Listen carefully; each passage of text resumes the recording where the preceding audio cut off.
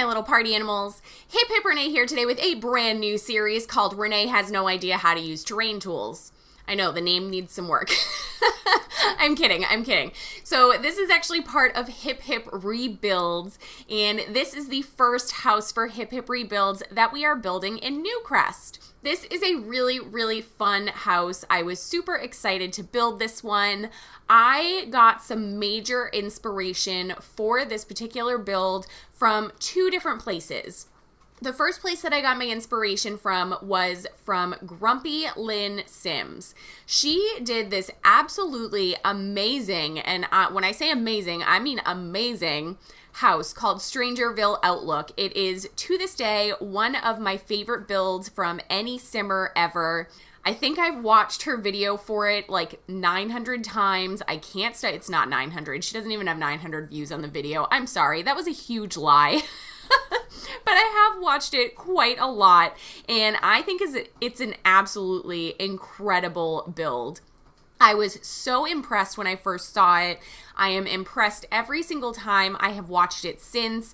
It's just a really cool and clever house. So basically what she did is GrumpyLynnSims had a garage at the bottom of the house. So the garage is flush with the actual level of the neighborhood. And then she basically just built up terrain around the house and built the actual house on the second floor, or what would be the second floor. And I really liked the way that it turned out. I thought it looked super cool. It was really clever. It was a really nice way of building, especially to incorporate terrain tools. If you guys have been on my channel for any length of time, I'm sure that you know by now, whenever I talk about terrain tools, I talk about how much I am still not a fan of terrain tools. I think they're very unnecessary in The Sims 4, if I'm being entirely honest. I understand why a lot of people wanted terrain tools, because it was something that, we had in The Sims 3.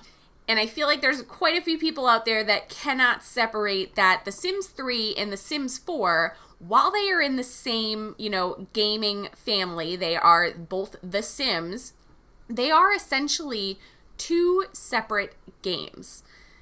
The Sims 3 and The Sims 4, they are two separate games. They are both The Sims. They both have, the same basic idea, but they are two separate games. And I think the closest comparison I can come up with to something like that is if you guys remember the Harvest Moon franchise. If you remember the Harvest Moon franchise, I can't even explain how many different Harvest Moon and Story of Seasons and all of those games there are. And every single one, while it has the same basic elements, you get to a farm, your grandfather or whoever in the game ends up giving you a farm, you take care of your farm, you meet the townspeople, you do, it's basically Stardew Valley. But each of those games, while it has the same, basic gameplay and story kind of elements and things that you do within the game, they are all different games. There's different characters, there's different things that you can do, there's different townsfolk, there's different places that you're in. So while they are, the same franchise, they are different games. So I don't feel like we need to have everything that we had in The Sims 3 in The Sims 4. Terrain tools being a very specific example of that. And the reason why I don't feel like we really need the terrain tools is because the worlds are flat. With the worlds being flat, it really just kind of breaks your immersion in these worlds, I feel like, because it fits very awkwardly in the world, if that makes sense. Everything else being so flat, it's kind of odd to just have this, kind of one area that's raised up, essentially. And it's really kind of challenging to, kind of make everything look cohesive and look like it goes together. So that's why I'm not a huge fan of terrain tools. I'm sure that I'm going to mention this again in the future whenever the next time I end up using terrain tools is, because I do bring it up every single time I build with terrain tools. I want people to understand that's why I don't tend to use them very often. It's just, I'm not a fan. It's not a thing that I really wanted or needed. I'm very excited for the people who do enjoy terrain tools, and I'm really impressed most of the time with the people who can use terrain tools, because there are some really talented people out there, guys. The first person that pops into my head is Kate Emerald. Kate Emerald does an absolutely phenomenal job of using terrain tools. They always look really, really great. She does a really good job of kind of working everything into the world and making it seem really nice and cohesive. GrumpyLynnSims is another person who I think does a phenomenal job with terrain tools, and obviously she was a huge inspiration for this house.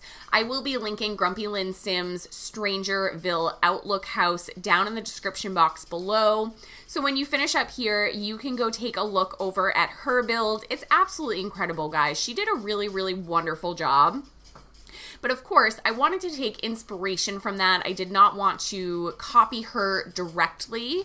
I feel like there is a huge difference between, straight up just copying someone. I very easily could have downloaded her house from the gallery and mapped out the floor plan and the layout and exactly how she did everything and just straight up copied it. But that is not okay. We don't do that, you guys. What I did is I took inspiration and, took a few of her ideas, like having the garage be flush with the actual leveling of the land that is around here, and then putting the actual house on the second floor. The inspiration for this actual house came from a real life house that I actually drive by every single day on my way to work. And every time I see it, I look at it and I'm like, that's a really cool looking house. I really enjoy it.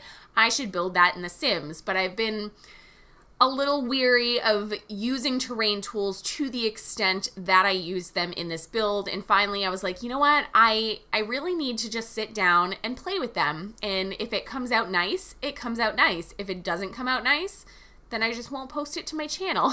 But I think it turned out really, really cool. I really love the way that just everything kind of flows together.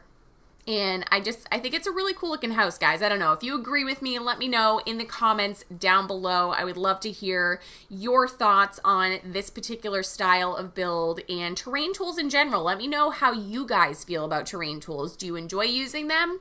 Do you not enjoy using them? Are you like me where, every once in a while you see the need for them and you use them, but in general you're just kind of like, meh? I don't know. I want to know your thoughts on this. Something else that I borrowed from GrumpyLynnSims is she did a huge feature in front of her house with all of these bushes and plants and all of that kind of stuff, which you see me do on the right side of this house.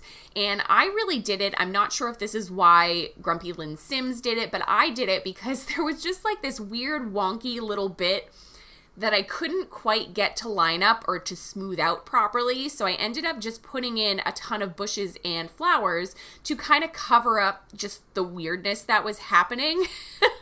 So I thought that was a really clever idea. I'm not sure if that's why she did that or if it was more of an aesthetic thing. But I do also feel like all of those flowers and plants and everything like that were really necessary for this particular build because this build is very, very dark.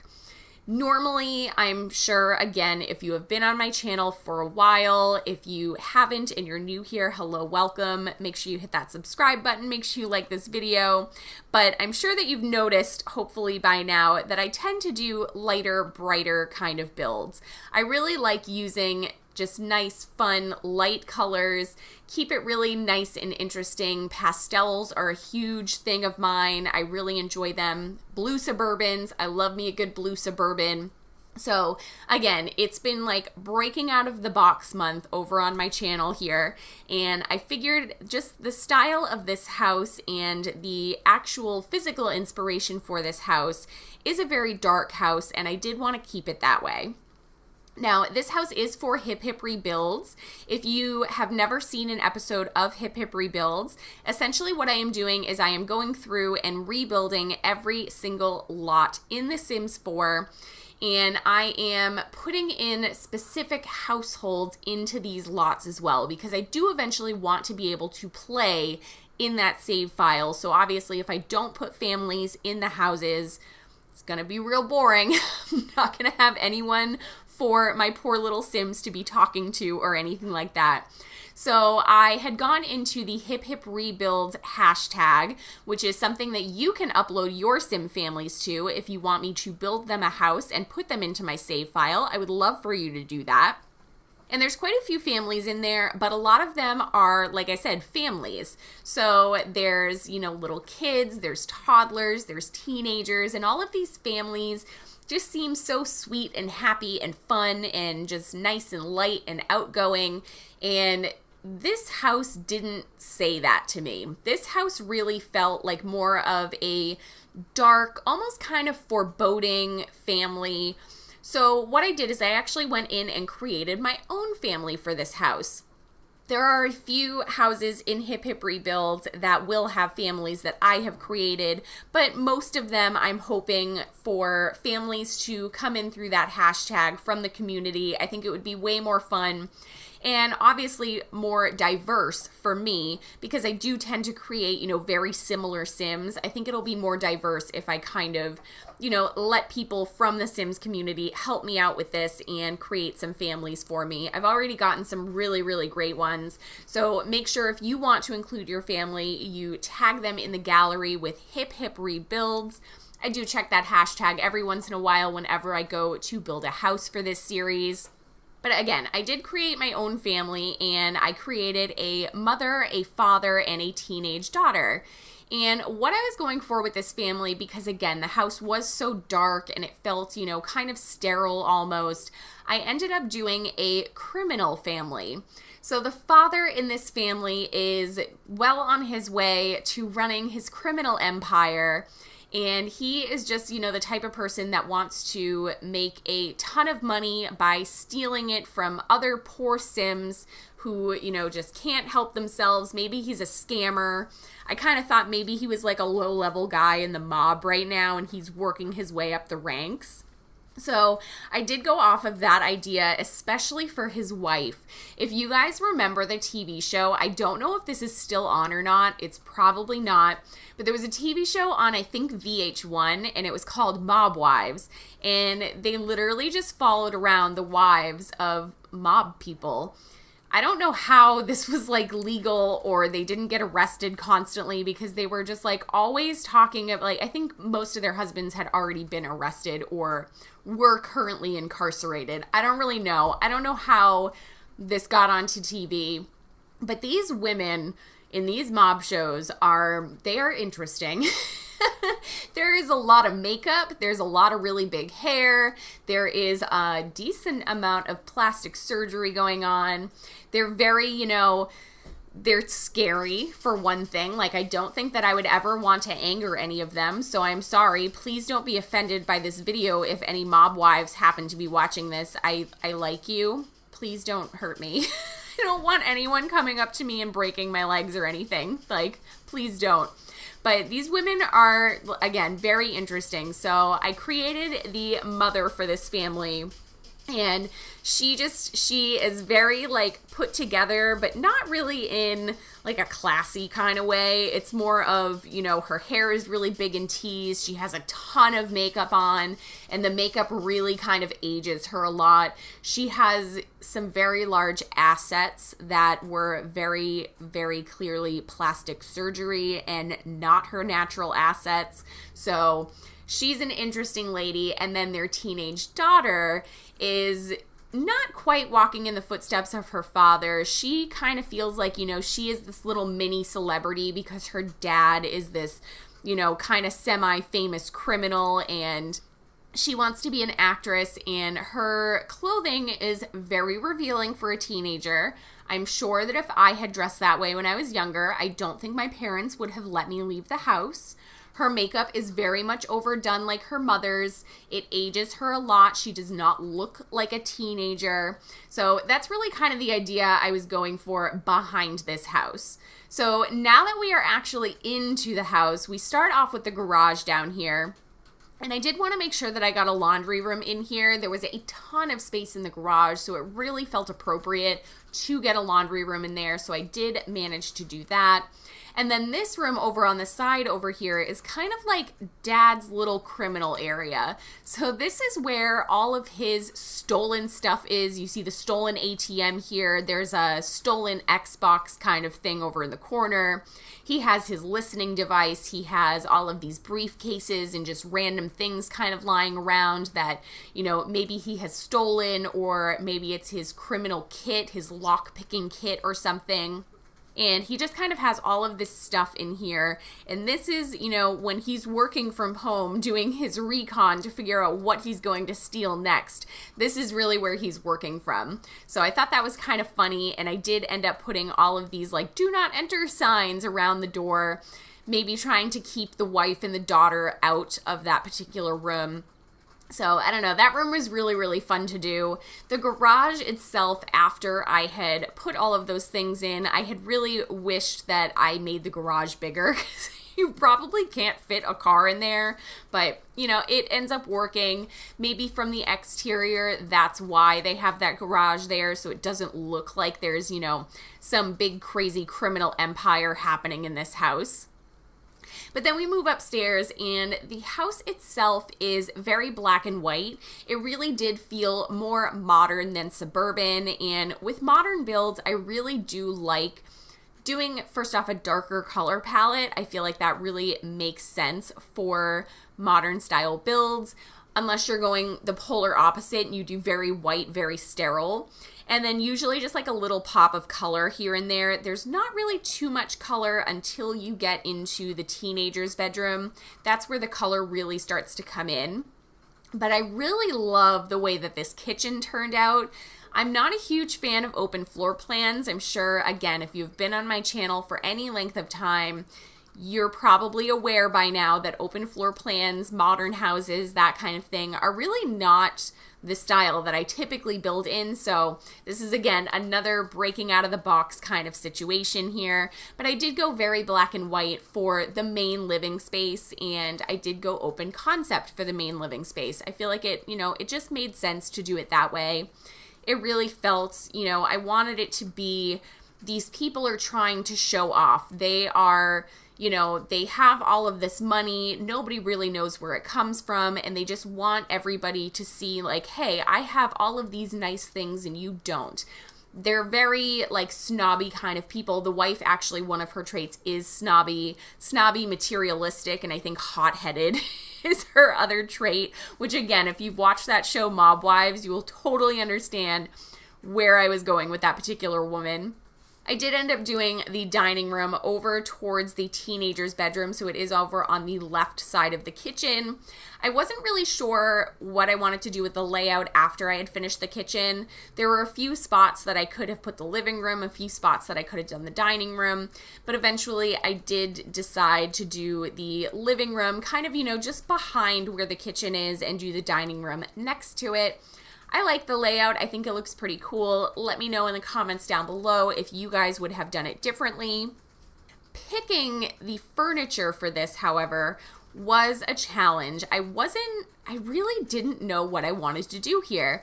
And I'm still not entirely sold on what I did end up doing. I don't know what was going on. I think the fact that the TV wasn't able to be exactly centered with the living room was something that really kind of threw me for a loop. Normally, I am very like, the couch is directly in front of the TV and everything is, nicely placed, and it just couldn't quite work out like that with this particular build.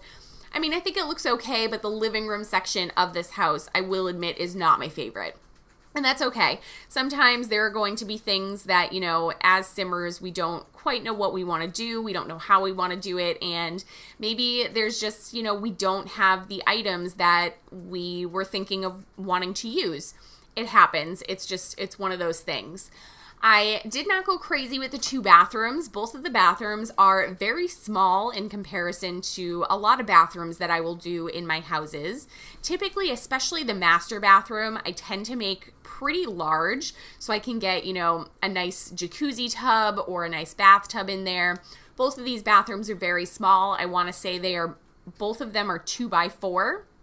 I could be wrong. One of them could be slightly bigger, but I don't think that it is. This room over here is the teenager's room, and this room over here is really just from this layout. This is why I did not want to make this a family home.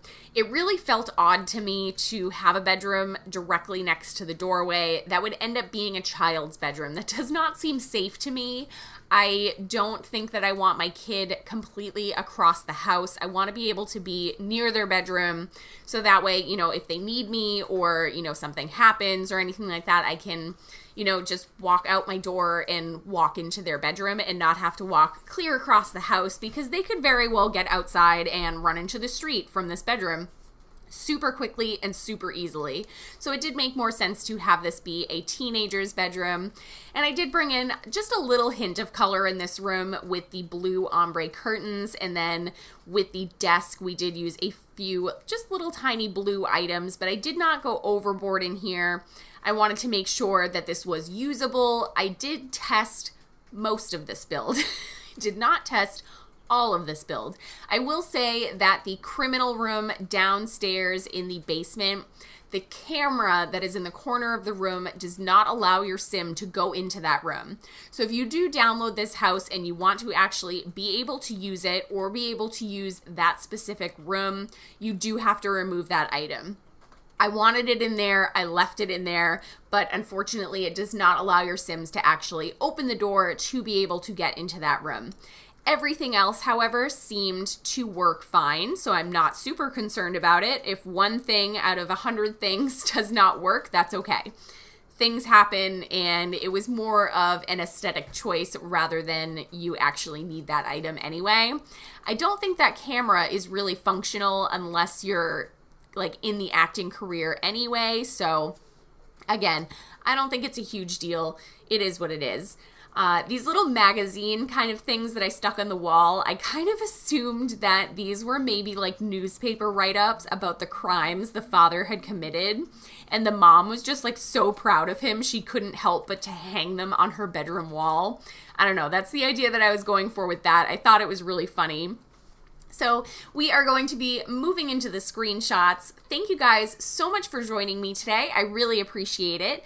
Thank you so much to GrumpyLynnSims for creating a house that just gave me so much inspiration. Again, that will be linked in the description box down below so you can go check it out yourself.